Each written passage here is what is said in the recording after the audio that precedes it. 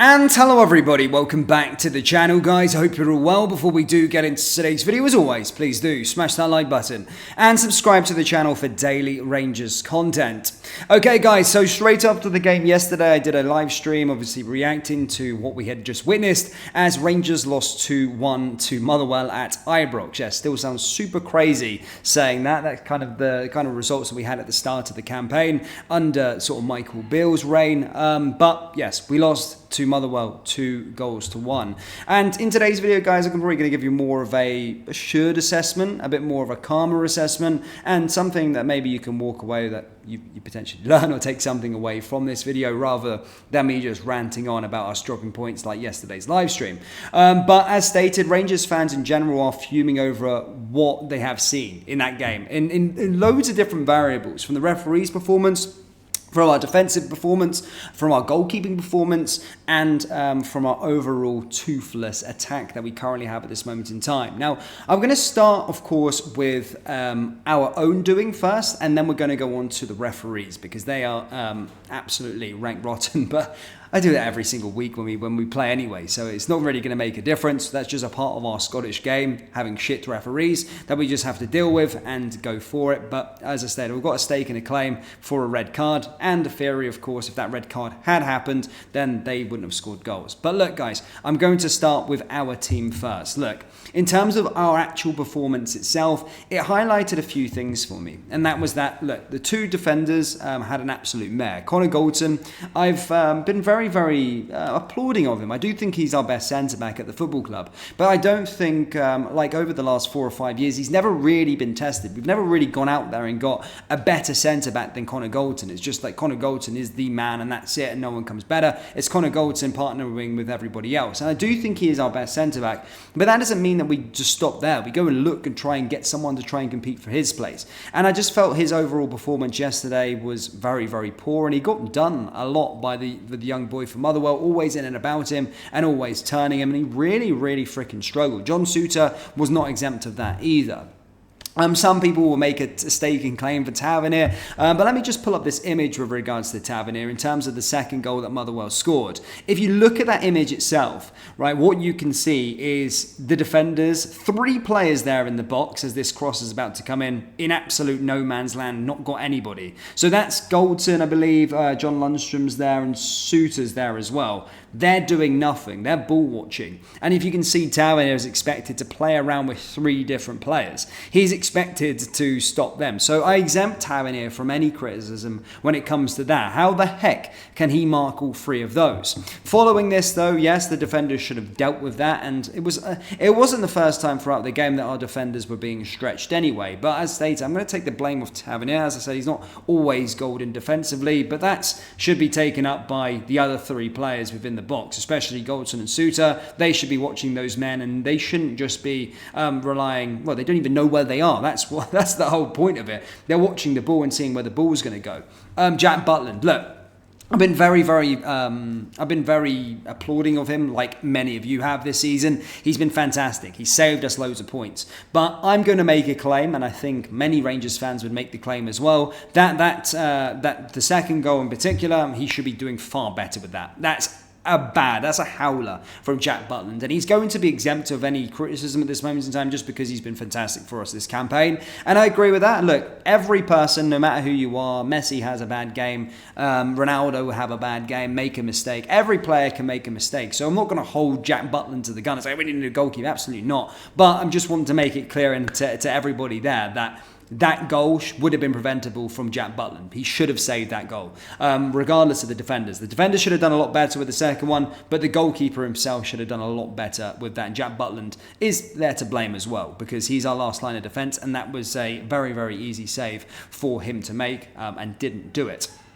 So defensively, very, very poor, as we've discussed. Into the midfield, again, I do think that wasn't really our problem. In terms of creating, we haven't had a problem. I think what we had tons and tons of chances. It's just the same old story. Our attack is absolutely toothless at this moment in time. The attack is completely toothless. Now, if we had got a striker that fans were demanding in January, an out-and-out striker, some would say Fabio Silva is a forward player, but he's not really an out-and-out goal scorer. And regardless if you make the sort of claim that we don't need a out-and-out goal scorer, or Clement's system doesn't need an out-and-out goal scorer, it was clear as day that we do need an out-and-out goal scorer. Whether you like Shankland or not, whether you like somebody else, I think it's clear as day that in January we needed a goal scorer, a striker that scores goals. But no, we rested on our laurels, and whilst we make a laugh and a joke about Dessers sometimes being a Ronaldo 9, sometimes being Kevin Kyle in one game,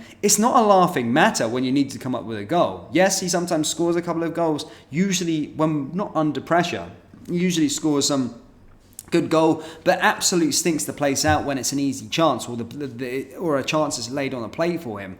And our incompetence of not getting an out-and-out striker in January has cost us that game, because the chance creation hasn't been the problem. It's about someone putting the ball into the back of the net. That was the issue, and we should have scored the goals. Yes, Kelly had a good game. Yes, defensively, they are, hammer throwers. They do play with 11 men behind the ball, 10 men behind the ball, 2 banks of 5. We know that. We know how they're going to play, and I can't begrudge them, because they come to Ibrox and got the job done and got 3 points. So their game plan worked. But us not having an out-and-out striker, and us not getting an out-and-out striker in January is incompetence at the highest level, and it should have been done. It was something that we were talking about through much of the first half of the campaign, especially in January. Again, I remember being on deadline day or the few days leading up to it and stated, I don't think this board is that stupid enough to not bring in a striker, but clearly they didn't bring the striker in. And I'll hold Clement there accountable, and of course the board, because they were... It was clear as day. Everybody could see that Rangers needed a striker, whether it was pundits, ex-players, fans, and everyone kind of in the footballing world realised that Rangers needed an out-and-out goal scorer, which we didn't do, and that's cost us in that game in particular. Now, of course, going on from that one, I just want to say quickly before I start going into the referees straight after this, it's not over. Look, yesterday I was emotional. I came onto this channel. I was absolutely knackered as well. Obviously, it was up till 1. I know it doesn't sound too late, but I've been travelling a few days, getting planes here, there, and everywhere, and I've been lack of sleep. So sorry for my performance in general. It wasn't that insightful, and it was very, very emotional. Look, the game, the thing isn't over. The season isn't over in terms of the title race. If Celtic do win, which I'm expecting them to win today, obviously at the time of recording, the game has not yet played out. We're still in it. We've got 2 Old Firm games to go, but we need to put these mistakes or put this game behind us and go on another winning run. Now, any team in any league, no matter who you are, eventually are going to come to a point where they're going to lose a game. You don't win games forever. Whether you're Real Madrid, you're freaking Paris Saint-Germain, for instance, they play in a one-team league. Bayern Munich, I mean, this season's not a good example. Manchester City. No matter who you are, if you look at those teams that are challenging for a title, no matter what league they're in, they end up losing a game sooner, after a run. It's just going to happen, but it happens now that we need to go on a new cycle starting on Thursday and try and get that feel-good factor again and get that winning feeling back within the football club again, and then going into Scottish Cup and then going into it. But as stated, we are always going to lose a game. It's never going to be that plain and sailing. I probably would have hoped to have lost a different game, not a home game against Motherwell. But if that means we go on and we beat Celtic, then I'll take that rather than losing to them and then them getting a points advantage over us. So again, there's 2 Old Firm games to go. We need to reset, go again, and this is going to... when we lost that Old Firm game against Celtic, we were stating that the players seemed like they weren't up for it. It was a bit of a disgrace if you cast your minds back to then. I was angry after that one. But after that game, they reset and went on to that winning run that's got us here. So again, we can do it again. And we are in the business part of the season. And it is still in our hands. Regardless of what happens today against Hearts, we can beat Celtic at Ibrox. If they win today, we're 1 point behind, but then we go 2 points clear again. We can beat Celtic at Celtic Park. I don't give a rat's arse if they think that they're writing their own story or not. They are at their worst they're going to be they're at the worst probably that they've been for a good few years. And then they're at the worst they're ever going to be in a good few years. Because if we don't win the title from this point, we're probably never going to win the title. It's that plain and simple. This is the worst they've ever been, and they do have the financial advantage over us at this moment in time, and we need that Champions League money.